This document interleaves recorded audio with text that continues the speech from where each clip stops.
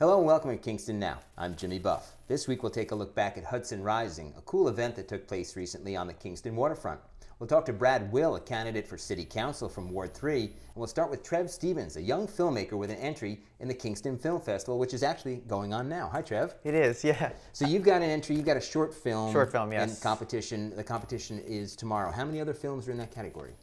8. There's 8 films altogether. 8. And what denotes a short? Is there a time limit? Do they tell you it's got to be between? It's got to be under like 20 minutes, or some might even run longer, a little bit longer, but it's usually around that. How short can they be? I think it can be like a minute if you want. I've definitely seen like experimental films that have been like a minute and a half long. Weird stuff, yeah. Well, your film, which is called Beyond Here Lies Nothing, yes, which happens to be the name of the most recent Bob Dylan album, too.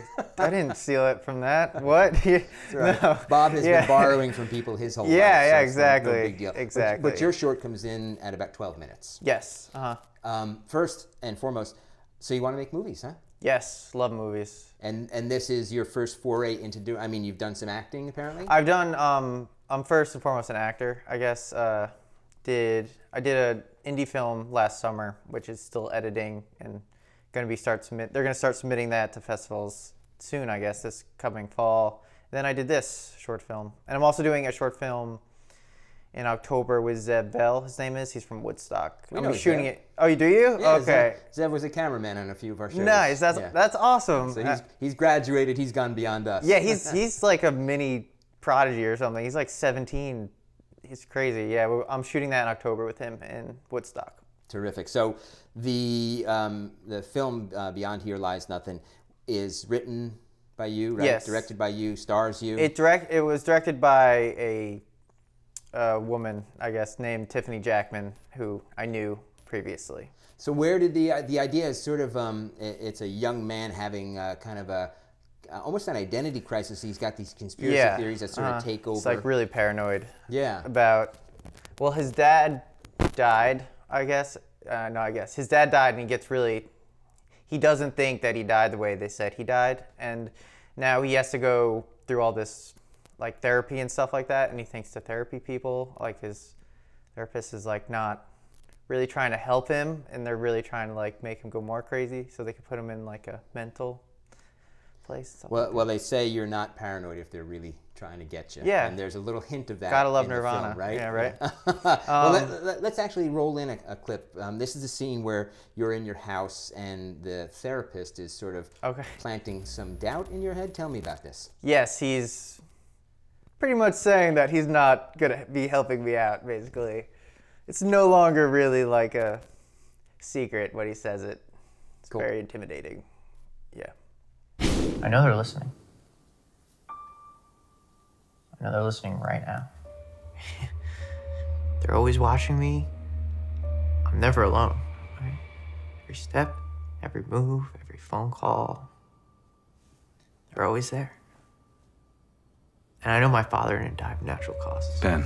I don't know what happened to him, but I will find out.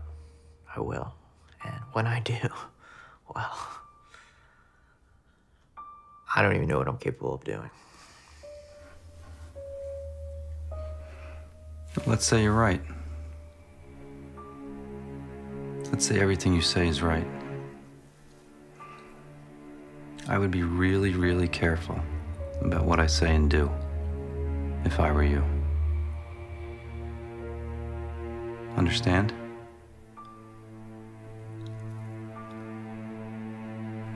So the quality of the film is really good. How did you put together the equipment, the people, the locations? How did you make the movie? How much money did it cost? Altogether, it cost about $5,000, which is really kind of low budget for a short film. It's not too low. But what about your budget? Where did you come up with $5,000? Oh, I did like a Kickstarter program and also help from my dad. And I knew people from previous things, like sound guy, and the director brought in a DP, director of photography, and yeah, basically that's how it came together. And was that actually your house that you were filming? Yeah, it was my house, literally my house. It was very it wasn't a big crew. It was a few people, but it worked out really well, and they were all really good. So what was the experience like I mean, you ended up with 12 minutes of film at the end that you now are presenting at the film festival tomorrow in the shorts competition. But what was that process like of actually laying out the scenes and putting it all together? How long did it take?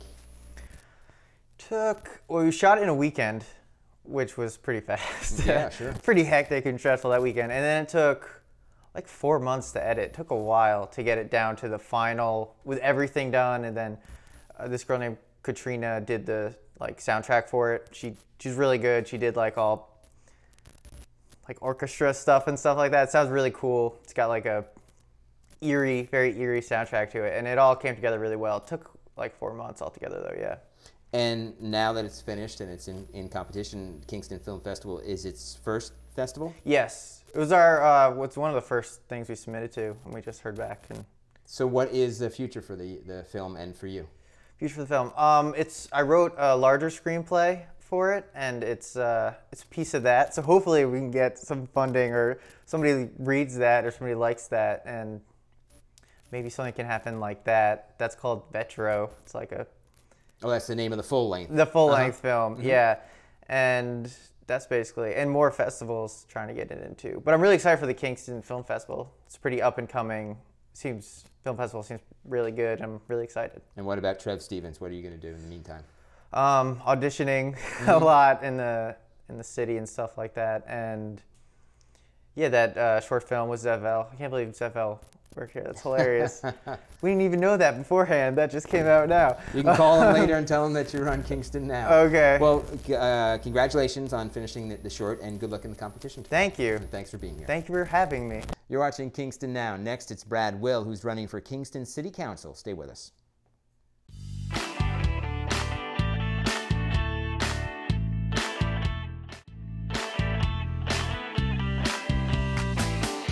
Welcome back to Kingston Now. The Democratic primary to choose candidates for November's City Council elections is Tuesday, September 10th, and on the ballot this year is Brad Will. Hi, Brad.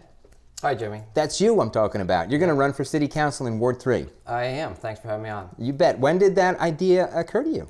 Well, I could trace it. I mean, it's been something simmering for many years, really, my interest in public service, community service. But more recently, I think it was December, January, Rethink Local meeting in Rhinebeck. It was floated to me or inquired, have you ever thought about running? And I rubbed my chin. I said, well, sort of. What'd you have in mind? So we talked about it a little bit, and it came to my attention that in my ward, our ward, first of all, the Common Council, the City Council was a good place to start, a new career in politics. So I did learn that Nate Horowitz, the current alderman, was not running again. It was essentially an open seat. So I expressed interest, started attending the Democratic Committee meetings, monthly meetings at on John Street. I was invited to interview. I interviewed. I was unanimously selected by the Democratic Committee to be the nominee. So that's kind of how it started, and I've since been putting a lot of time and effort and work into it and going door to door and really enjoying it. Well, you're an architect. Your office is in Uptown Kingston, actually in a different ward, right? I have to correct you. Our office did move from Uptown Kingston to Woodstock, but my nexus is really the Woodstock, Kingston metro area, essentially. And you live in Ward 3. I know this because I live in Ward 3, and you knocked on my door while you were campaigning. Yes, I did, just a few short days ago. You've seen what goes on in Kingston city politics. You're aware of that as you throw your hat into the ring. It gets a little kind of nasty sometimes. Sure, I've been involved directly with municipal projects. Well, I've seen you out at meetings too, public meetings, where you're pretty vocal at those things. Yeah, well, I'm interested in community service just in general. I've served on the Zoning Board of Appeals in Woodstock, years ago when I lived in Woodstock. I was on the board of directors for the Kingston Farmers Market, for the American Institute of Architects, where I was the treasurer. I currently serve on the Kingston Land Trust. So my interest in Kingston is extremely, centered and interested in helping serve the community. So where the Kingston Land Trust is concerned, we're developing a rail trail for the Kingston Point to Midtown. We've been working closely with the city on that. I'm very excited about where that is going to go because I think it's going to be good not just for residents but also for the tourism industry and for businesses. And it's shown to raise property value. So there are a lot of pluses I see there. But I am a commercial property owner in Uptown Kingston, so I remain on that end. So I really see things both from the residential and the commercial perspectives. What are some of the issues that you see facing Kingston? I mean, if you get onto the Common Council, what things do you think are going to be the big issues that you're going to want to participate in? Well, the rail trail, but just being, from the land trust perspective, the comprehensive plan, I think, is still being ironed out. The 2025. I'm a designer. I'm an architect, so I'm interested in having strong blocks and buildings that are full with and vibrant. I see some ways that the zoning can be improved and modernized to allow for mixed use. So I think that there's a lot to be done there. I think the infrastructure needs a ton of attention. It's a very old system. We know what's happening in Washington Avenue. That's going to repeat up and down Washington if we don't do something really fairly comprehensive. Speaking of comprehensive plan, we need that because the sinkhole, almost $4 million has been put into that hole. And that's your ward. And that's my ward. And I'm very concerned about that. And I hear it almost every door I knock on, that's a concern. What are you going to do about it? Well, I don't know what I can do about it alone, but together we could try to do something that makes a lot of sense for a long-term plan for Kingston. Just, the infrastructure, it's 100 to 150 years old. It has to be modernized. So we have to make some tough decisions. Well, the good news about that is you're an architect, so you're used to looking at things like that. I review contracts. I work with contractors and owners. We have to come to an agreement on costs that are effective. So yes, money plays a big part in it, whether it's from municipal bonds, whether it's grants, whether it's from the federal or state governments. We have to look at it all. And we have to pull all options in, and the private sector has to work with the public sector. A small but meaningful example of that is the bluestone sidewalks that are unnavigable by people in wheelchairs or strollers, as I found out when I moved in with a young child. So there's currently a program on that to survey and inventory bluestone in the uptown area. That can expand throughout the city wherever those bluestone sidewalks are, and it's an amenity and an asset to the city. We want to keep them. We want to improve them. We want to find out how to pay for them. Sustainable practices are on your campaign flyer that you're passing out.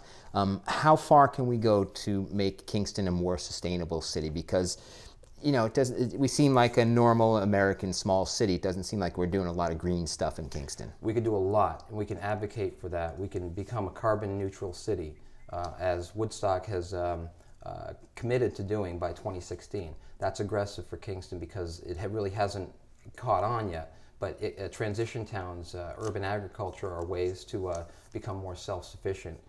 Transition towns is one of the groups that I volunteer with along with Citizen Action. So green energy, green technologies, green jobs, they all can come to Kingston. And it is happening to some degree, but it needs to be accelerated. So I would do my part in knowing how those industries work, how they relate to the construction industry, certainly, and advocate. The challenge there is that it has to be aggressive because people who put out plans that are going to take place in 20 or 30 years, we might not have that long before the catastrophic effects of climate change are really felt. That's right, and it's interesting because the children get it more than the adults do. So I'd say bring them into the process, have them stampede the Common Council in a controlled way somewhat, but we'll give them some fruit juice and ask them for their ideas because they get it really a lot. I think recycling is a good start, but we have to go far beyond recycling programs. Well, we have nice curbside recycling, but you're hard pressed to find a recycling container outside of a very few select spots in Midtown Kingston. Like if you walk through Uptown Kingston, you're not going to find a recycling container. No, and we can do that. That's something that's achievable and relatively simple. It's the harder decisions that also have to enter in, and we have to consider those very carefully as well. Primary date is September 10th. Primaries in the past couple elections in Kingston between candidates have come down to single votes in some cases. So getting out and knocking on doors seems like a good practice. What is the reception when you knock on doors and talk to people? People really want to talk. They have a lot on their minds. They have ideas. I love hearing their ideas. So, and I do let them know that there already is a Republican nominee, and that Republican nominee is also vying for the Democratic nominee. So that could narrow their selection. I encourage them to give me a chance so that they have a real choice come the general election. Terrific. Well, we appreciate you making time to come and visit us and tell us what you're about, Brad. Thanks. I really enjoyed it. This is Kingston Now. Next, we're going to take a look back at Hudson Rising, a very cool event that happened recently on the Kingston waterfront.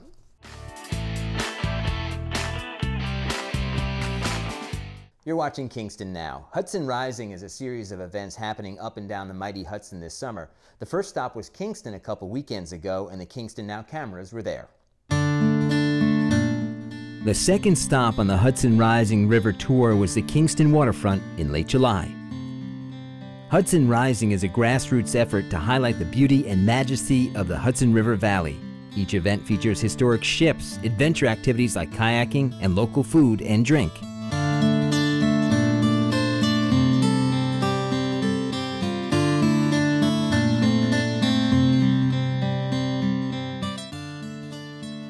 The Half Moon. The replica of the ship Henry Hudson sailed up his namesake river was on hand in Kingston, and people in period costume greeted visitors.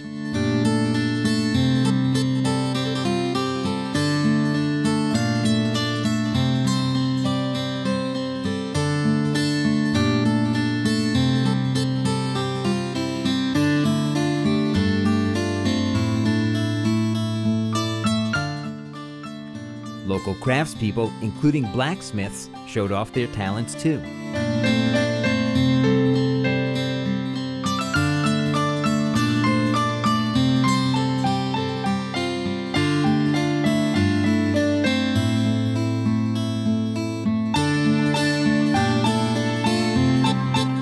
The local restaurants were also highlighted during Hudson Rising.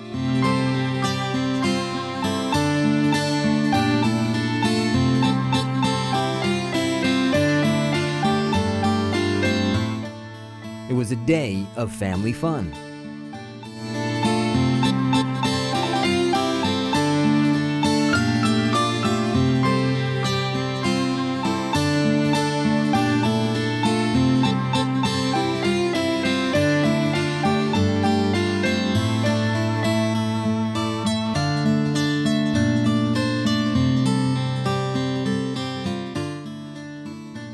Revolutionary War reenactors were on hand to fire cannons.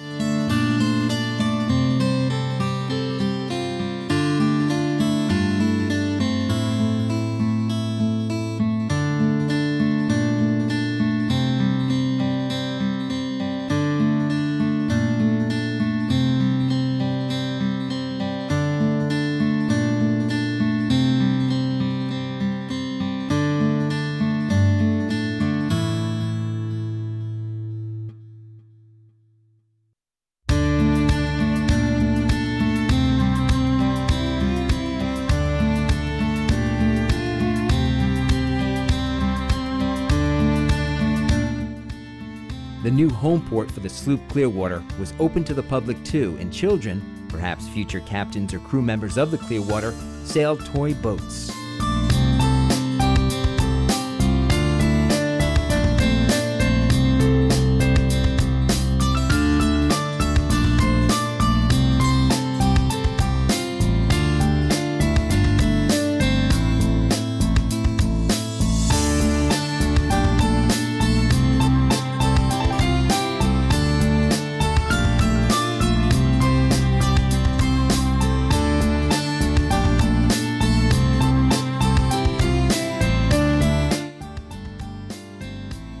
The public was encouraged to explore the Rondout waterfront, and boats filled the docks.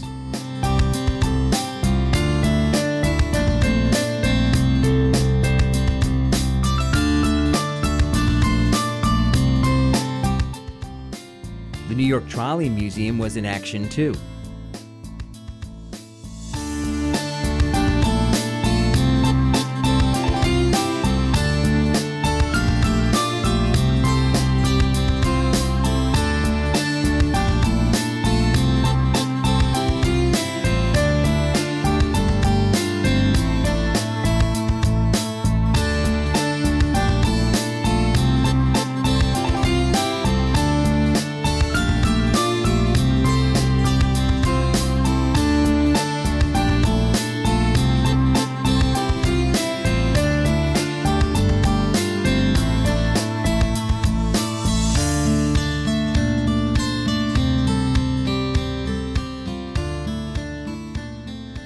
Building on this grassroots effort, the 2013 Hudson Rising River Tour goal is to engage more people while supporting green jobs and tourism around our natural resources.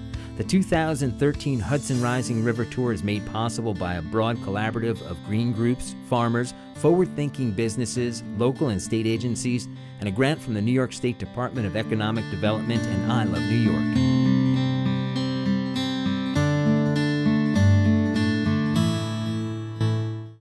The next stop on the Hudson Rising Tour is this Sunday in Beacon. That's it for this week's show. Thanks to Trev Stevens. To find out more about the Kingston Film Festival, go to kingstonfilmfestival.org.